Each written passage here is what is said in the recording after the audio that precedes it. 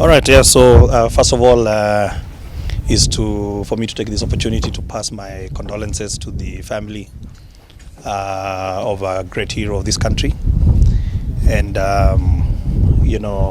we're very saddened that we've lost a young man who shattered the world record and was on track to even break the 2-hour mark. May his soul rest in peace. We got a directive to ensure that we put up a house for the late Kiptum's widow and children, and that it should be completed within 7 days. So in this day and era, we're moving a lot into what is called industrial building techniques and alternative building technologies. This is just one of the many technologies that we are championing here in Kenya. This one is it uses a technology called light gauge steel as a frame, and then we're using concrete panels as for the finishes. So it looked insurmountable, but we got our teams together and we had a very good contractor, and I am satisfied with the end product. Of course, in between,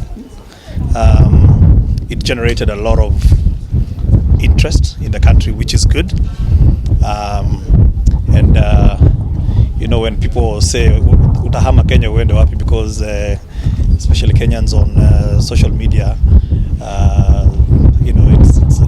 it's quite interesting, and I know some of them even nicknamed it Eldoret Quiver. I hope they can swallow their words now, because this is a beautifully done house. So it is a 3-bedroom, 150 square meter unit. It is master and suite. In fact, 2 bedrooms are in suite. And then it has a children's bedroom, which also has got its own separate wash facilities. It is what is commonly known as open plan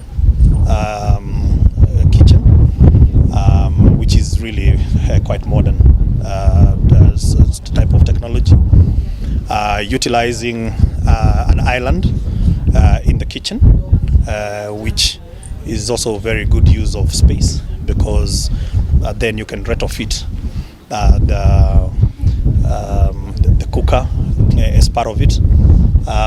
It has quite high finishes from the flooring to the walling, and even to when you look at the like the plumbing equipment, the mixers, and so on and so forth. So it is something that we're very proud of.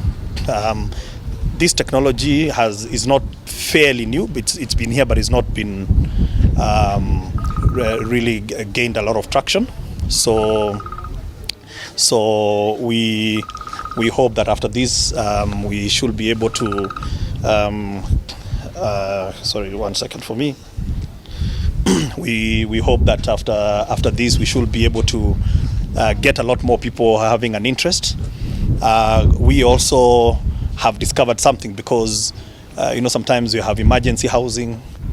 This is one of the technologies that we can be able to champion, and the other technology that we're also pushing a lot, especially in the rural areas where people want to build sort of this kind of standalone housing that does not require to go up, because land is not a bit of an issue here.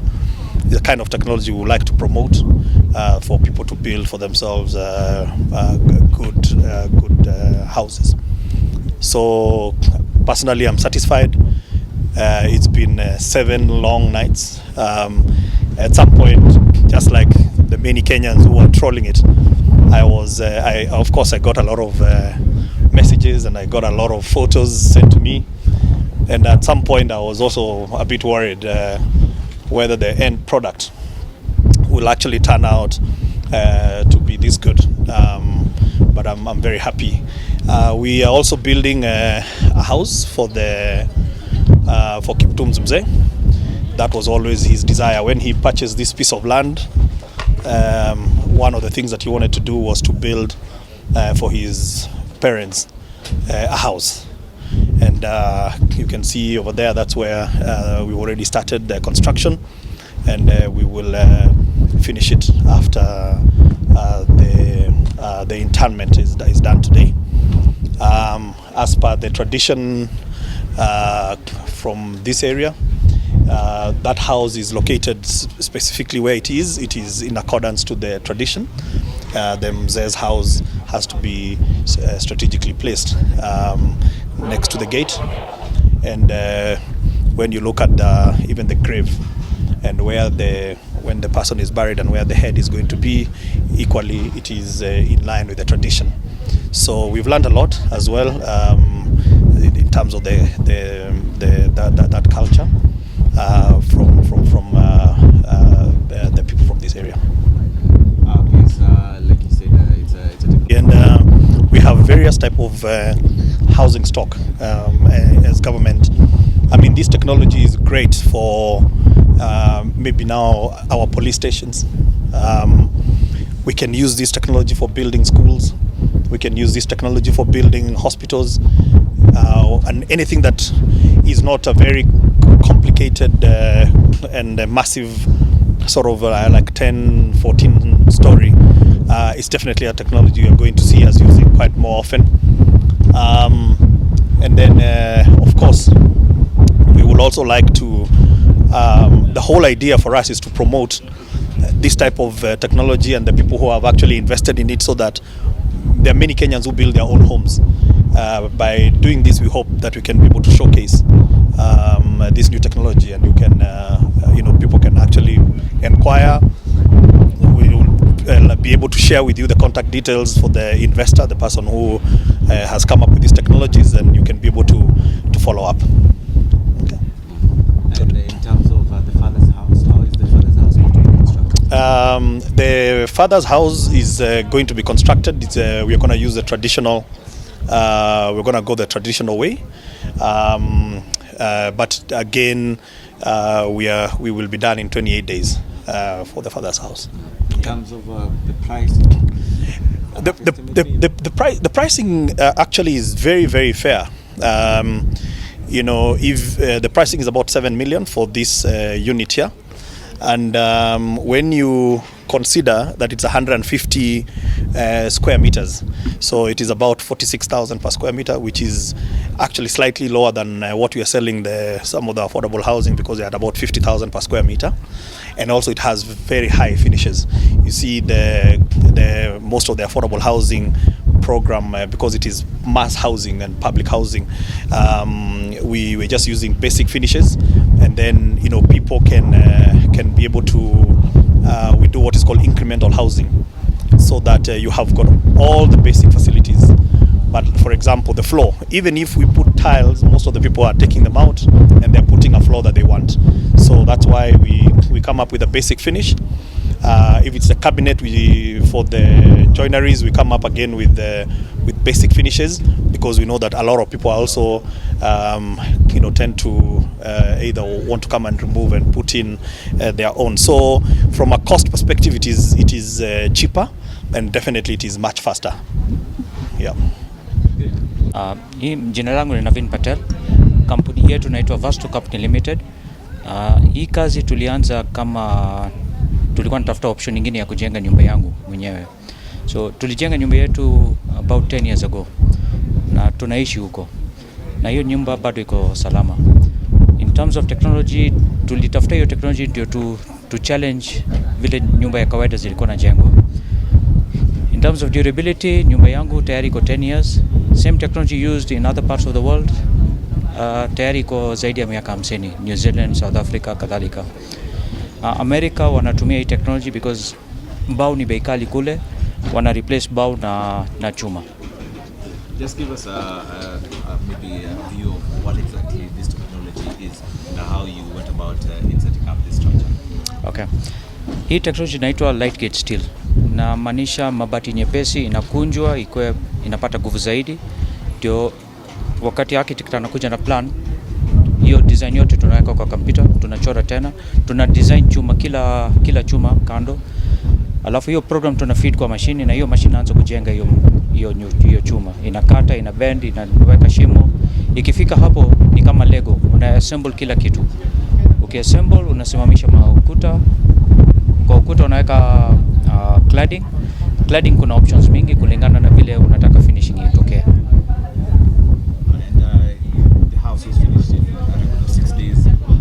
Did you think it was possible when you began the construction?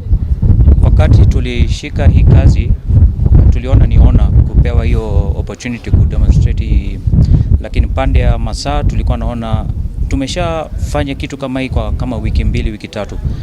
So kufanya kwa wiki moja tuliona ni shida, lakini ile kitu tofauti tuliona ni masaa tu, tukiongeza masaa, working long hours, tutaweza kutoboa. Kwa bahati ya Mungu hatukupata challenges mingi, so Mungu pia alitusaidia kufika pale tuko. How many hours were you working in? We were starting off sometimes at 5 o'clock in the morning mpaka 12 midnight kila siku. And the number of constructors that you were sina hakika zote zile tulikuwa, lakini labda tulikuwa na karibu 30 workers. Kila mtu ana handle kitu tofauti. In your years of experience in constructing, would you say where would you rank this particular structure in terms of the duration that it has taken, in terms of quality of the house? How would you rank it? The duration is quite fast. The main thing in this sort of building systems is you need to design everything before you come to the ground. So kabla ukuje kwa ground, there's a month where you prepare everything. The good thing which was about this project is we already had these designs ready, so we could execute that 1 month a bit faster. But generally we take the design, we work on it for about a month. Everything has to be purchased and sourced before you start building. All the plumbing, all the piping, everything has to be, all the sockets, everything has to be placed in the design before you start building. Once you fix that, then the computer handles the rest.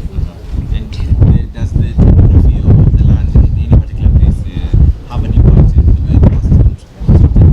The topography can affect, because the foundation is a very important thing. But because the building is very light, it does not require very heavy foundations. So you can build even in very remote locations, hilly locations. It's easier than a conventional building system. In terms of cost compared to normal, cost for a building construction generally varies with the finishings which you ask for. The finishes are the thing that determine the cost of a building. The structure per se, it would be slightly expensive than the normal method, but that's because the steel and everything is imported. If we can get down those parameters sorted out, we can really offer a much more affordable option. Tumeangalia nyumba, madirisha, milango, vioo ni vipana sana. Usalama wa mtu ambaye anakuja kuishi hapa ni mke wa Kiptum. Wengi watahisi kwamba pengine ana pesa nyingi. Je, unafikiria kwamba mtaweka grill ama itabaki hivyo? So itategemea na mwenye nyumba vile anataka kusupport. Akitaka hiyo magrills kadhalika ni rahisi kuweka. So inategemea na vile mtu anataka the outcome.